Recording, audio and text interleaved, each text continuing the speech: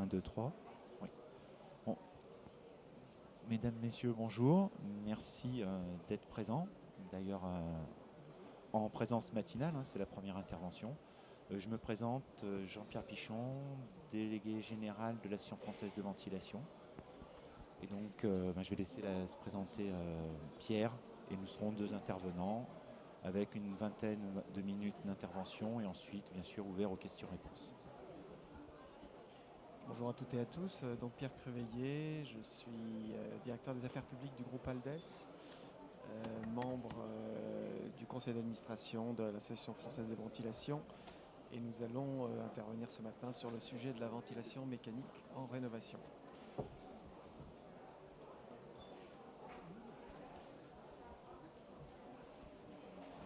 Voilà, merci. Donc pour parler de la ventilation mécanique dans la rénovation, bien que déjà on va partir sur quelques éléments que vous connaissez et quelques déclarations qui existent sur le paysage actuel. L'ADEME précise bien entendu que la mise en œuvre d'un système de ventilation est trop peu pris en compte dans la rénovation, que la ventilation devrait être embarquée dès que l'on travaille sur l'isolation ou sur la rénovation des huisseries. Et bien sûr, je prends la déclaration du milieu et je pense que tous les gens qui sont dans le monde du bâtiment ou de l'énergie peuvent le comprendre, c'est que la ventilation est vraiment et clairement le parent pauvre de la rénovation énergétique. Donc ça, c'est un petit état de fait qui est sur des déclarations qui sont argumentées. Mais quand on regarde un petit peu plus loin, voilà, la ventilation mécanique dans la rénovation, en éléments chiffrés, quand on prend les résultats de MaPrimeRénov' sur 2025, c'est des chiffres à septembre, bien entendu, il y a les rénovations d'ampleur au niveau des logements, où généralement, là pour le coup, la ventilation mécanique est embarquée dans le projet de rénovation d'ampleur. Par contre, quand on zoome sur les monogestes de MaPrimeRénov', on s'aperçoit que ça représente 23% des monogestes, l'isolation, et que, à contrario, la ventilation ne représente que 0,5% des monogestes réalisés dans le cadre de MaPrimeRénov'. Donc là, on a déjà un indicateur comme quoi la ventilation, effectivement, est peu prise en compte. Et si l'on complète avec un zoom sur les C2E de 2025, quand on prend les certificats d'économie d'énergie qui ont été demandés pour des actes d'isolation, et là, ça s'entend par tous les actes d'isolation, c'est-à-dire qu'il y a l'ITE, l'isolation par l'intérieur, les combles, les rampants, les changements d'huisserie, ces C2E représentent 42%. Alors qu'à contrario, les C2E dans la ventilation mécanique, simple flux hygroréglable, représentent seulement 0,5% des C2E demandés. Donc on le voit bien, il y a un déficit d'implication de la filière, on va dire, dans son ensemble, mais aussi parce qu'il y a la demande client qui n'est peut-être pas là, par rapport au système de ventilation, par rapport à tout ce qui est isolation, partie thermique, etc. Voilà. Pour terminer, pour le résidentiel, voilà quelques éléments de ce que pourrait être la ventilation dans le futur et ce qu'elle pourrait apporter globalement au paysage du bâtiment. Et moi, je terminerai pour le logement. Je transmettrai ensuite à Pierre pour un petit peu parler du tertiaire. Mais la ventilation mécanique en résidentiel, il y a une étude qui a été faite avec les industriels et Uniclimat. Alors sur la base d'éléments base INSEE, sur la base DPE de l'ADEME et avec le calcul des BARTH 125 et 127 pour les C2E. Donc rien n'a été inventé. Tout est parti sur des choses qui appartiennent au pouvoir public et qui sont de libre accès. Les études ont été faites et les calculs représentent que si l'on équipait les logements du parc français de ventilation mécanique, on pourrait atteindre jusqu'à 41 TWh d'économie d'énergie par an.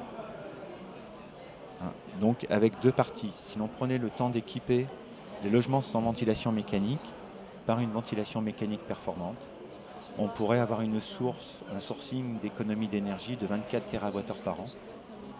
Ça permettrait aux particuliers concernés et aux ménages concernés de faire une économie de 3,2 milliards d'euros par an.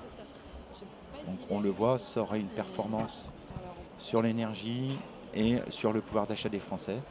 Et dans le même temps, on éviterait effectivement 4,1 milliards de tonnes d'équivalent CO2 par an. Si le deuxième acte, qui économise 17 TWh, ce serait de remplacer les anciennes VMC autoréglables peu performantes, qui étaient performantes à leur époque, mais qui le sont beaucoup moins au regard des technologies de maintenant, par des systèmes de VMC performants. On gagnerait 17 TWh par an, 2,8 milliards d'euros. Et c'est un peu plus loin. Et on économiserait 2,8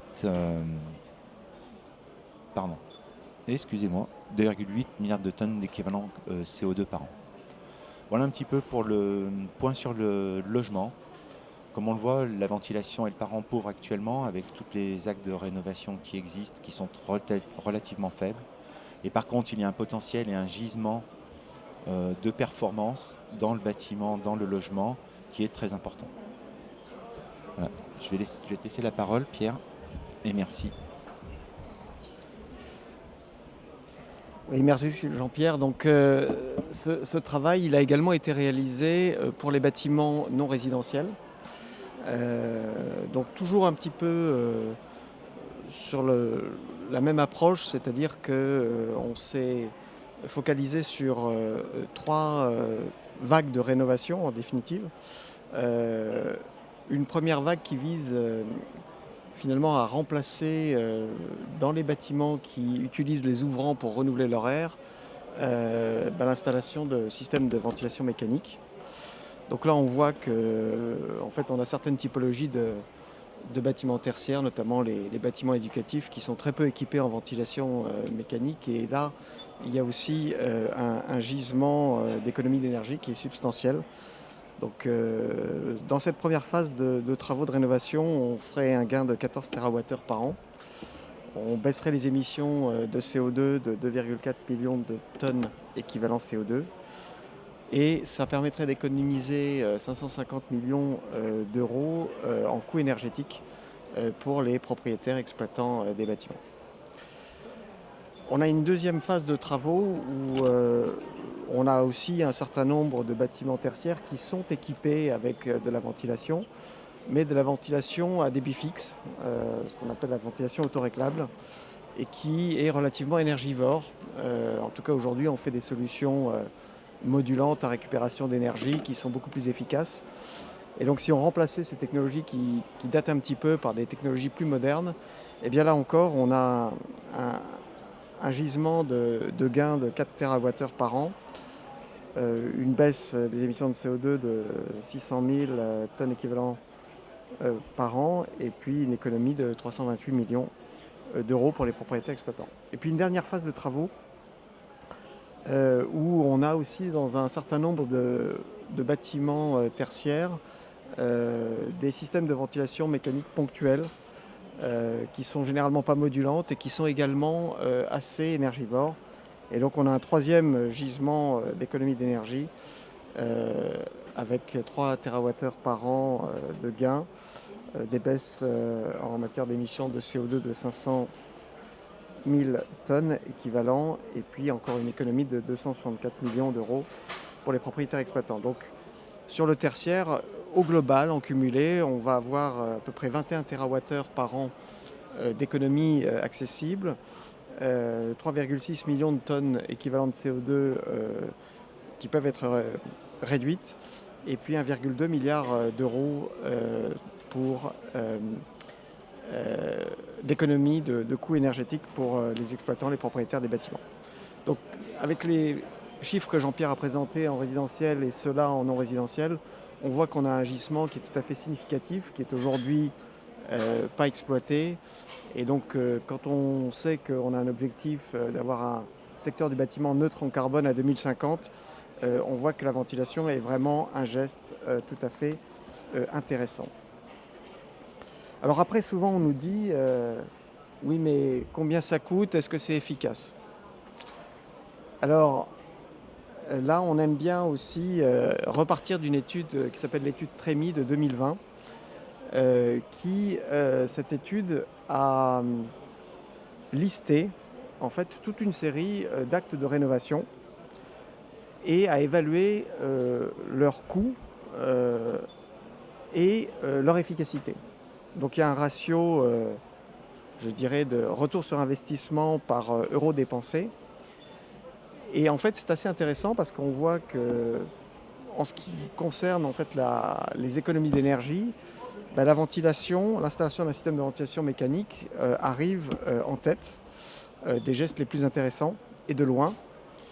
Et puis le même exercice a été fait en matière de gisement, de réduction des émissions de carbone dans le bâtiment.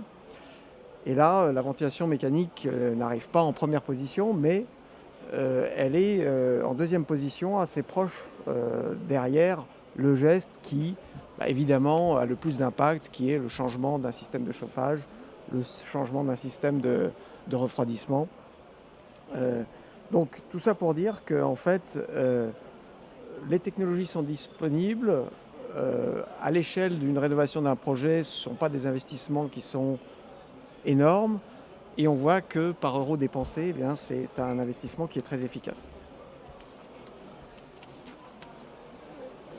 Quand on regarde un petit peu la situation dans le parc actuel, à la fois en résidentiel et en non résidentiel, de la présence des systèmes de ventilation mécanique, on va se rendre compte que typiquement, alors surtout en résidentiel, cette planche elle traite du résidentiel en particulier, on va voir qu'on va avoir à peu près, entre les maisons et les appartements, on va avoir à peu près 3/4 du parc qui n'est pas équipé de système de renouvellement d'air performant. On va avoir typiquement un système modulant dans les appartements qui est à peu près 28% du parc collectif. Et puis dans les maisons, on est uniquement à 18%, donc 19% en intégrant le double flux. Donc on voit que là, on a une marge de manœuvre et d'amélioration qui est tout à fait significative.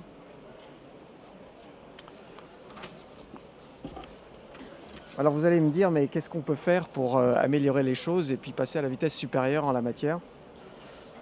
Alors il y a déjà un cadre,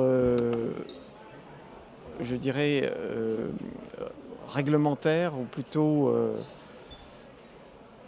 un cadre macro qui est assez intéressant, puisqu'on a un article du Code de la construction et de l'habitation, qui est l'article L153.3 du Code, qui dit en fait qu'à chaque fois qu'on fait des travaux de rénovation sur des parois opaques ou vitrées, ou des travaux portant sur les installations de chauffage ou de ventilation, il faut prendre en compte la ventilation mécanique.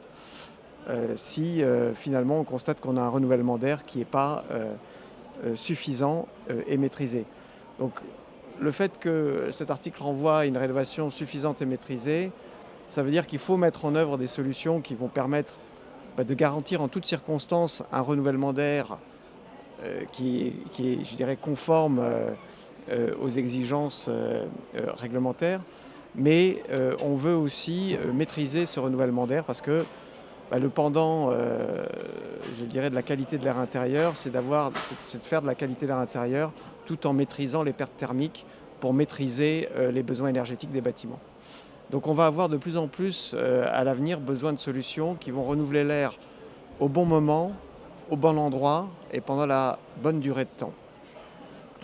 Donc cet article, en fait, il flèche clairement vers la mise en œuvre de solutions de ventilation mécanique. Donc il est très bien, mais on a besoin finalement d'avoir des textes infra qui sont beaucoup plus opérationnels. Donc à l'Association française de ventilation, on a identifié un certain nombre d'évolutions réglementaires sur lesquelles il nous semble important que les pouvoirs publics agissent. On est dans un contexte particulièrement porteur parce qu'on a une directive européenne qui est la directive relative à la performance énergétique des bâtiments qui a été adoptée en 2004, que les États membres sont en train de transposer en droit national et qui offre en fait la possibilité de faire évoluer ce cadre réglementaire dans le sens qui nous semble opportun. La première chose sur laquelle on insiste, c'est qu'aujourd'hui, finalement, on a une réglementation thermique dans l'existant qui, en matière de ventilation, est très insuffisante. Si vous lisez les différents articles de la réglementation thermique, vous verrez qu'il y a des exigences extrêmement minimales et qui ne sont pas du tout à la hauteur de l'enjeu du déploiement plus important de la ventilation mécanique en rénovation. On a besoin d'une approche système. Aujourd'hui, dans la RT existante, on ne parle que de conserver des entrées d'air quand on fait une amélioration de l'enveloppe ou d'installer des entrées d'air sur des ouvrants pour certains types de locaux.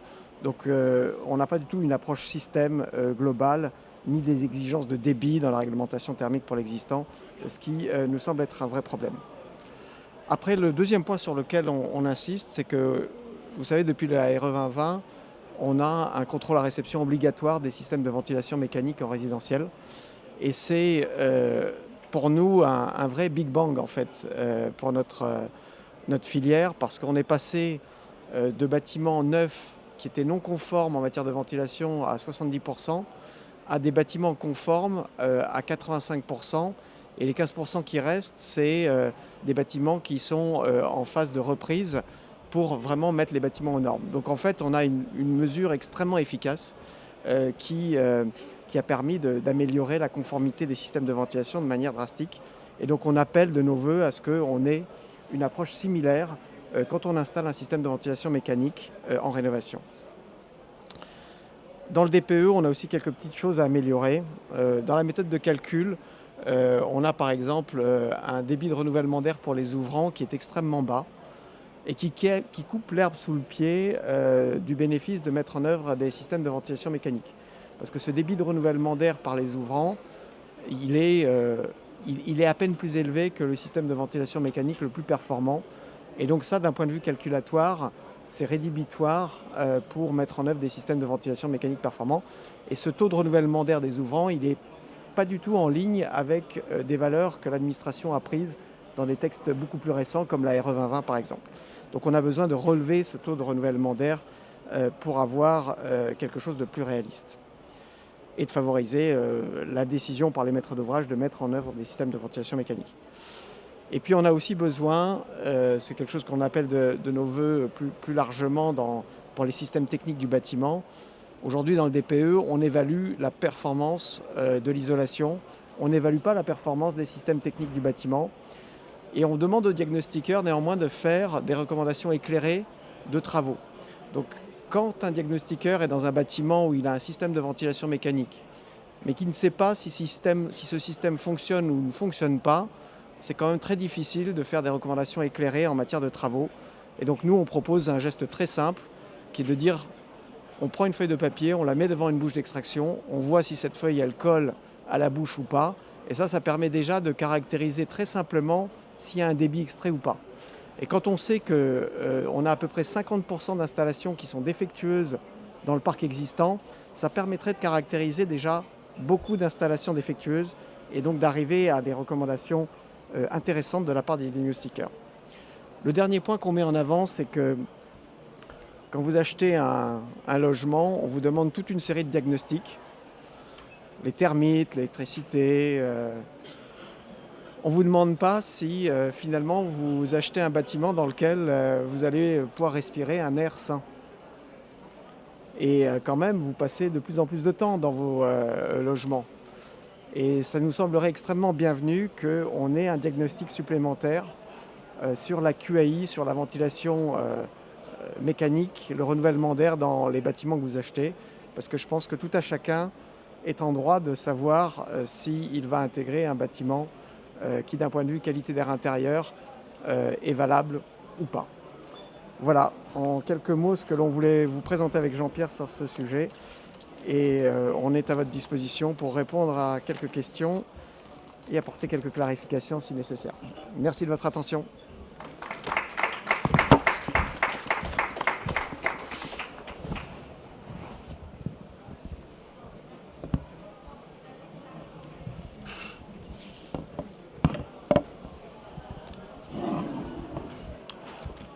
Merci beaucoup pour cet exposé. Voilà, moi j'aurais une seule question. Justement, bon, le constat, on le connaît, comme vous l'avez souligné. Effectivement, donc la ventilation, malheureusement, est le parent pauvre, que ce soit donc en rénovation ou même en neuf. Hein. Cette inertie, justement, comment est-ce qu'on l'explique? Effectivement, vous avez des pistes qui sont émises, des vœux, on est bien d'accord. Mais qu'est-ce qui ferait qu'on pourrait impulser un peu plus cette démarche de travailler efficacement sur le poste de la ventilation et de pouvoir effectivement avoir une marche un peu plus offensive. Je sais que c'est des choses assez compliquées à mettre en place, comme vous le savez vous-même. Et je pense cette inertie, j'arrive moi-même pas à la définir. Et on a une réglementation concernant les débits depuis 1983. D'un point de vue réglementaire, que ce soit dans la RE existante, comme vous l'avez dit, on ne demande rien, si ce n'est que de garantir qu'on a une âme d'aider, qu'on a la présence ou pas. Donc, je sais pas, moi-même, j'ai pas. Bon, je pense que je pose la question d'ailleurs. Merci pour cette question. Je crois qu'il y a deux voies qui sont à explorer. Clairement, la voie réglementaire est une voie qui est intéressante. On le voit bien aujourd'hui dans le neuf. On a un arrêté du 24 mars 82 qui demande à ce que finalement on installe de la ventilation dans tous les bâtiments neufs qui sont construits. Et donc cette obligation réglementaire fait aujourd'hui que tous les bâtiments neufs seront effectivement bien équipés et on n'a pas de difficulté de ce point de vue-là. Je rappelle l'exemple que j'ai donné tout à l'heure aussi, qui est de dire pendant très longtemps on s'est satisfait d'avoir des bâtiments neufs avec pour 70% d'entre eux un système de ventilation qui n'était pas fonctionnel alors qu'on venait juste de le poser. Et là, en l'espace de 3 ans, grâce à la RE 2020, on a une bascule complète. C'est-à-dire qu'on est passé de 70% de non-conformité à 85% de conformité. Donc on voit bien que l'outil réglementaire, sur certains aspects, il peut être extrêmement puissant et efficace. Donc nous, on croit beaucoup à finalement une déclinaison très opérationnelle de cet article L153.3 du CCH, avec des mesures qui sont assez simples à mettre en œuvre d'un point de vue réglementaire et qui, je pense, notamment si on modifie la réglementation thermique dans l'existant, vont nous permettre de systématiser cette réflexion sur la ventilation et de faire en sorte qu'on n'ait plus de rénovation sans ventilation. Après, il y a une autre voie qui est à exploiter, qui est la voie de la prescription en fait, quand on travaille sur un projet de rénovation. Vous avez beaucoup de gens qui ne sont pas du tout au courant en fait, qui ne sont pas du tout informés, alors des gens, des particuliers, des installateurs qui ne sont peut-être pas encore toujours très bien informés, des architectes qui ne sont pas encore toujours très bien informés. Donc je pense qu'on a aussi un travail de communication important à faire sur l'importance de la qualité d'air intérieur et l'importance que peut jouer la ventilation mécanique pour arriver à une bonne qualité d'air intérieur dans les bâtiments. Voilà.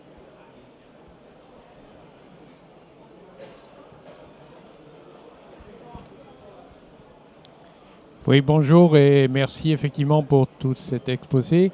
Ceci dit, je prendrai un exemple personnel, si vous permettez. Ma copropriété a fait réaliser un audit énergétique récemment et la partie ventilation occupe quelques lignes dans l'ensemble du rapport du bureau d'études. Et sa seule, conclusion apparente pour les copropriétaires qui ont lu le rapport, c'est que la ligne ventilation apporte un supplément de consommation d'énergie au lieu d'apporter une diminution. Et donc c'est le seul poste qui est en rouge dans leur liste de préconisation. Ceci dit, vous avez cité l'exemple de maisons individuelles, mais je pense que dans le collectif, le problème d'installer une ventilation dans des immeubles anciens qui n'ont pas de ventilation mécanique est un problème assez difficile, probablement coûteux, et dont les bureaux d'études ne maîtrisent rien.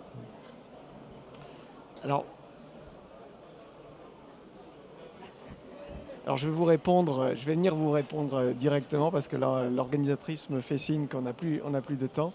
Mais je vais venir répondre à votre question. Et elle est excellente. Merci.